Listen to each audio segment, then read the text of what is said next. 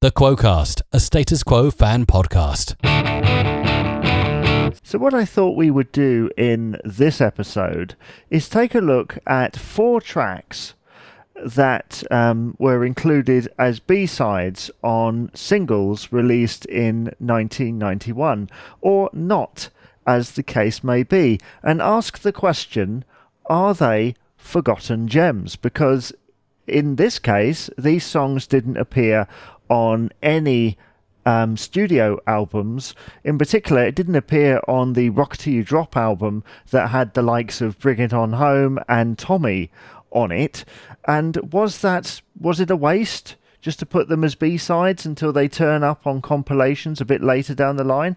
Let's find out, shall we? So the tracks I'm talking about here are Dead in the Water and Mistress from the Ball, which were both B-sides of Can't Give You More, and Heavy Days and Better Times that were supposed to be B-sides of the single Fakin' the Blues, which in the end was withdrawn.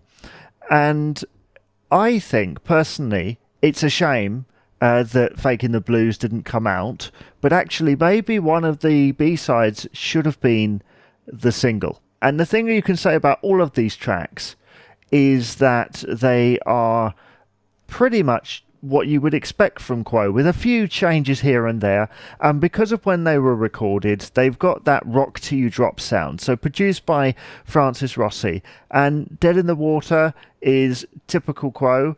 Mysteries from the Ball is something a little bit different. You've got Rossi and Parfit sharing the vocal duties on that. You've got a nice bass line. There's some amazing solos and guitar work in there.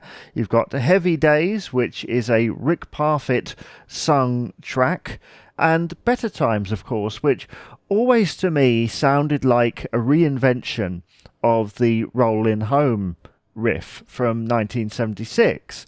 And I think this is something that Rossi was playing around with for a little while, because there is a live clip out there which is sometimes labelled as a cover of Lagrange by ZZ Top, but it sounds awfully a lot like the Better Times / Rollin' Home riff. So we know how Rossi likes to play with things live and little bits, which of course recently he did that with the beginning of Down Down, and it turned into the song Backbone. So it's a possibility that came from there, but a good track nonetheless. Now, I didn't want to just come on here and talk about these tracks and kind of just give my own opinion. I wanted other people's opinion as well.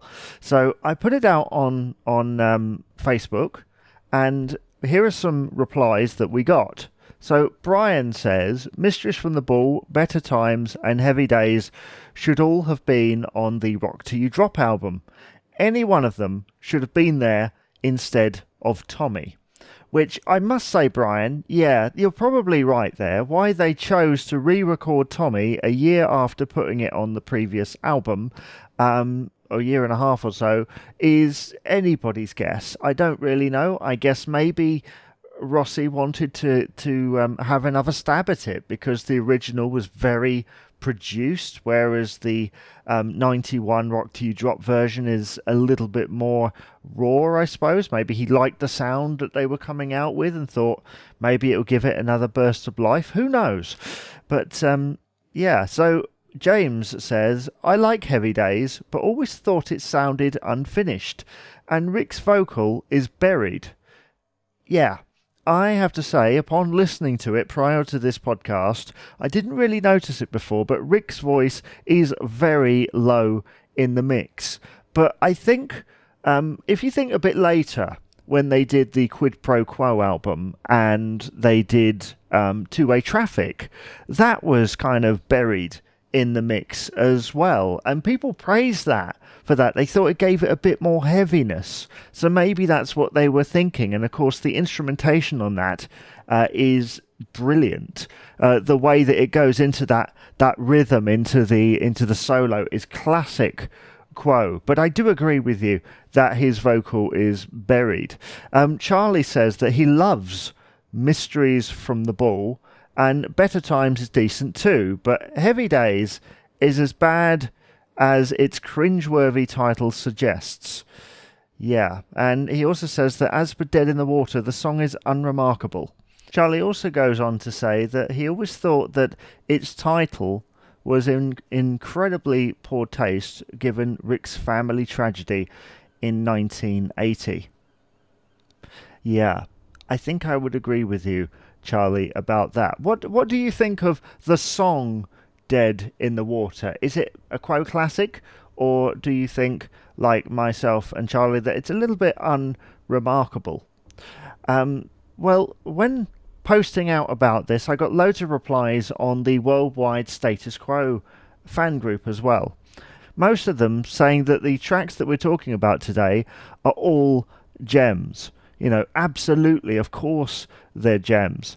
Now, Dan writes that Dead in the Water never clicked with me, he says. However, all the rest are brilliant. I would have put them on the album and taken off Tommy, Bring It On Home, and Can't Give You More. Oh, wait a minute, Dan. Wait a minute. No, not Can't Give You More. You have to leave that on there. It's one of the best tracks on that album, in my opinion. Yeah, great. So he says, I personally like Mysteries from the Ball, sung by both Rossi and Parfit. It moves at quite a pace and has an unusual bass line. I always wondered if it was about their trip back to Butlins for their 25th anniversary. Didn't they play a ballroom, he says? Magic moments from the past, etc. Plus, there is a line taken from Pictures of Matchstick Men, being their first hit. I suppose they were feeling nostalgic at the time. He goes on to say that Heavy Days was the song that triggered an argument between Rossi and Parfit on Rossi's driveway, I think. Rick being upset it wasn't included on the album, having Tommy on there and no Heavy Days. I think everyone other than Rossi could see his point.